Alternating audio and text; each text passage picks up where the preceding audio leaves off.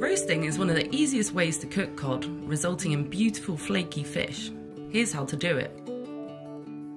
Begin by coating the skin side of the fillets with olive oil, ensuring they're evenly covered for a crispy skin.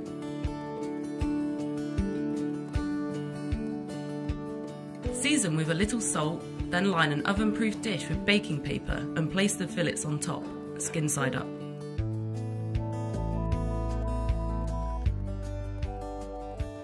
Transfer the dish to an oven preheated to 180 degrees Celsius. The fillet should be ready after 10 to 12 minutes, although thicker fillets may take slightly longer. Take the dish out of the oven and serve the fillets with some simple vegetables on the side to allow the cod's delicate flavour to take centre stage.